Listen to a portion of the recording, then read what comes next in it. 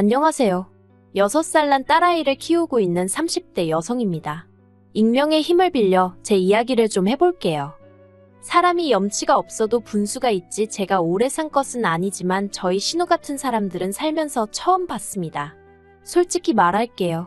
저도 그냥 평범한 사람일 뿐이지 제가 무슨 효녀심청이나 천사도 아니고 저라고 매번 좋아서 어머님께 잘해드린 것은 아니에요.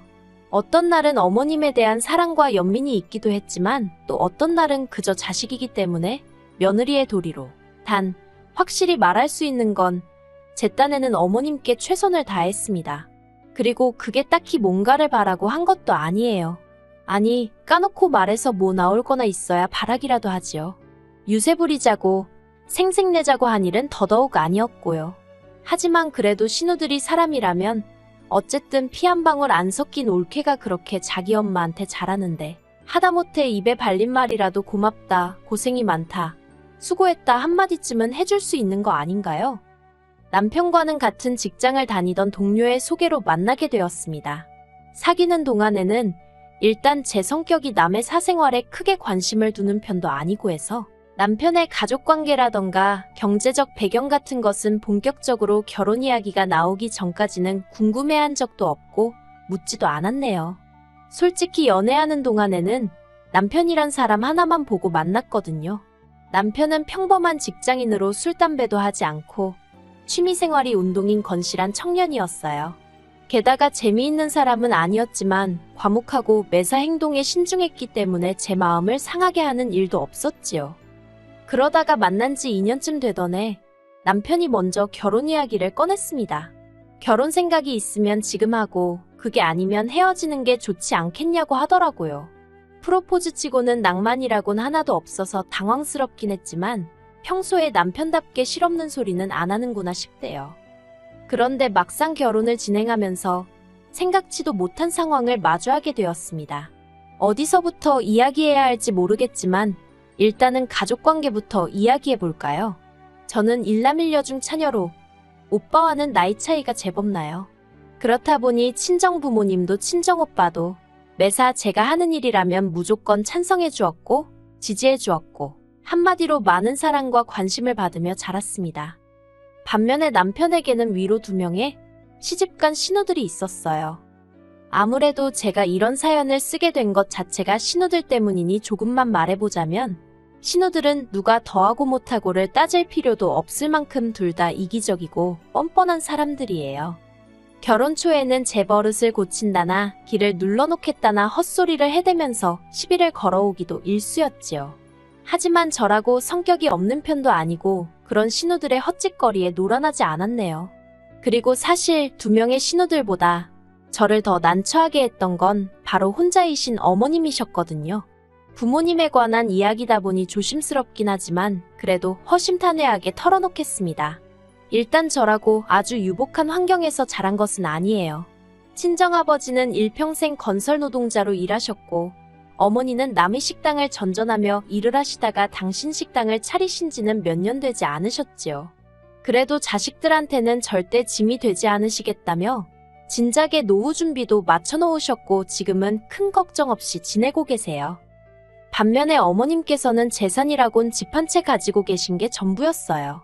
듣기로는 10여 년 전에 사고로 돌아가신 아버님께서 보험금과 합의금을 얼마 남기셨는데 그건 진작에 먹고 살고 신우들 시집 보내고 하면서 다 쓰셨다대요. 이후로 생활비는 주변 분들에게 소일거리를 받아 하시면서 벌어 쓰고 계셨고요. 그렇다 보니 정작 저희가 결혼할 때는 아무 도움도 받지 못했습니다. 그래도 신우들에 비하면 남편은 자기가 좋은 직장에 다니고 있어서 그런지 그 부분에 있어서는 크게 서운해하지 않아 하대요. 저야 조금 서운한 마음이 없잖아 있었지만요. 하지만 저희 친정부모님도 아니고 어머님이신데다가 당장 아들인 남편도 괜찮다고 하는데 제가 거기다 대고 무슨 말을 하겠어요. 서운하지만 어쩔 수 없지 딱 거기까지만 생각했지요. 이후로 저희는 양가의 도움 없이 오롯이 저희 둘만의 힘으로 결혼 준비를 해나갔습니다. 남편이나 저나 비교적 탄탄한 직장을 다니고 있었고 모아둔 돈도 적지 않았기에 큰 어려움은 없었지요.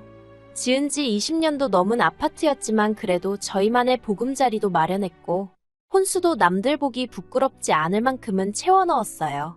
대신 허례허식이라 할 수 있는 예물과 예단 등은 생략했고요.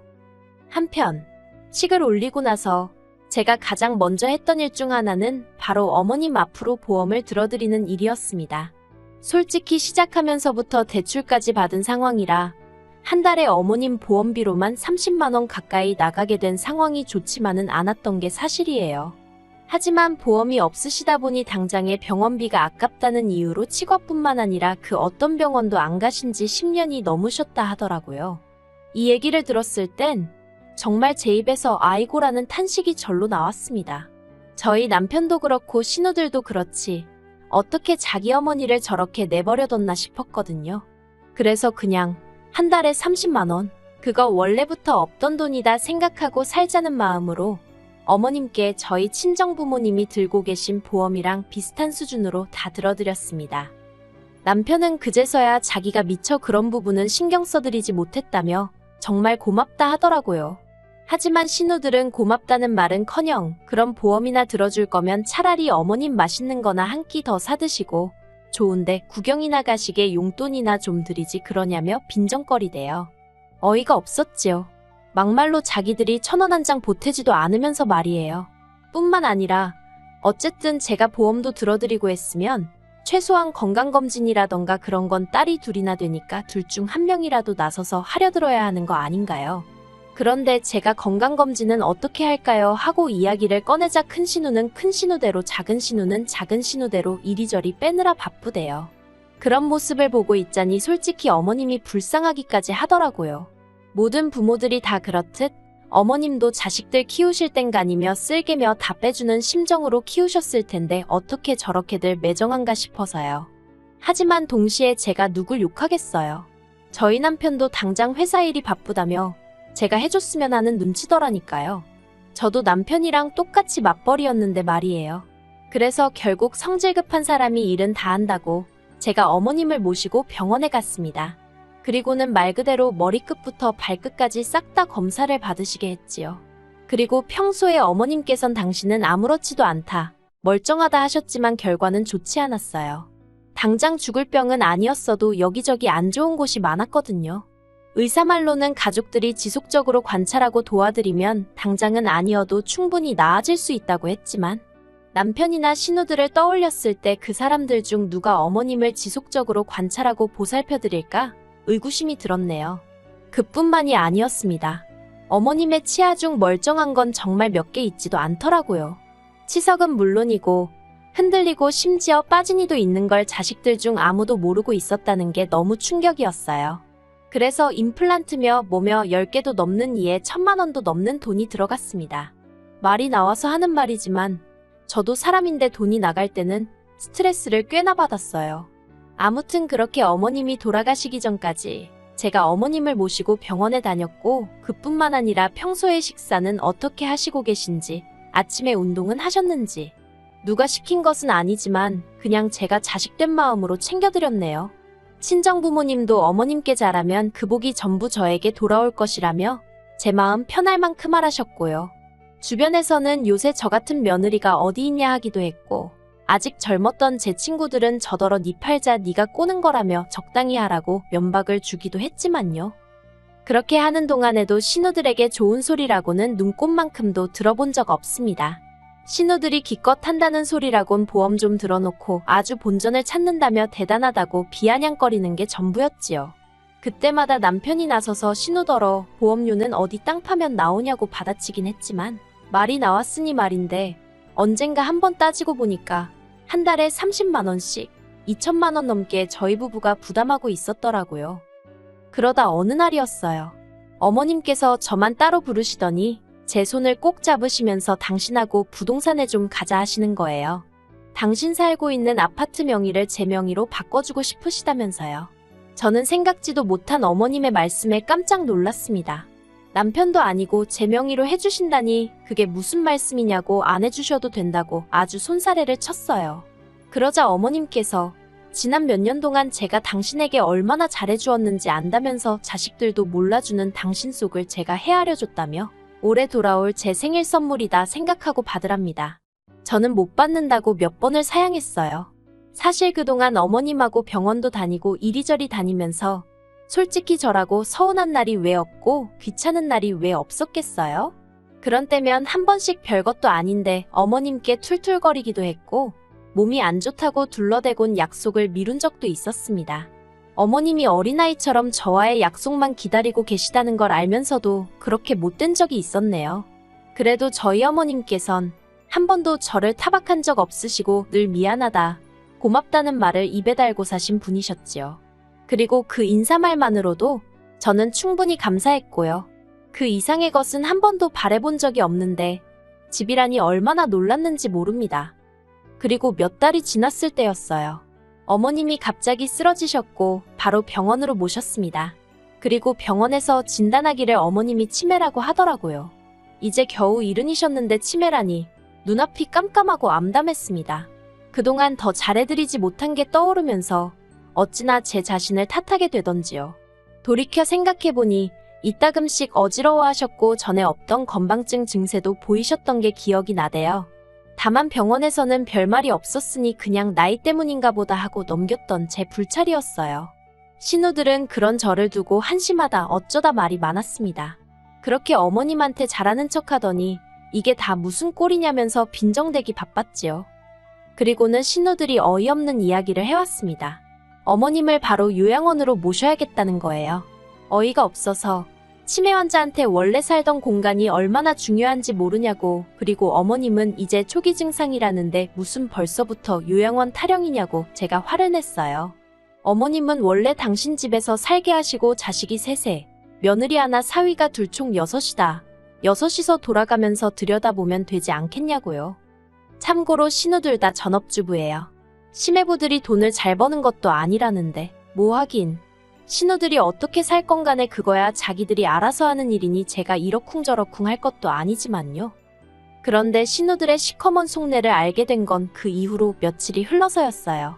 어머님이 저한테 울면서 전화를 해오셨는데 좀 전에 신우들이 집에 찾아와서는 집을 팔라고 어머님한테 소리를 지르고 말 그대로 패악질을 했더라고요. 집을 팔아야 어머님 요양원비도 내고 할 거 아니냐면서 자기들 살기 힘든 거 모르냐고 정신 멀쩡하실 때 나눠줄 거 나눠주고 가시라는 막말을 해댔답니다. 정말 이상했어요. 남편 말로는 신우들이 크면서 크게 희생을 하고 그런 것도 없답니다. 실제로 저희 신우들 둘 다 대학물 먹었고 시집갈 때 어머님이 돈도 제법 해주셨어요. 물론 신우들이야 당사자들이니까 남편하고는 또 다르게 생각하고 있었을지도 모르지만 그래도 어머님이 시조카들도 키우다시피 해주셨는데 아무튼 저로서는 이해할 수가 없었네요. 어머님께서는 당신은 요양원에 가기 싫다고 저한테 우시고 그렇다고 저라고 어머님을 모시고 살자니 옆에서 챙겨드리고 사는 거랑 같이 사는 건 완전히 다른 이야기잖아요.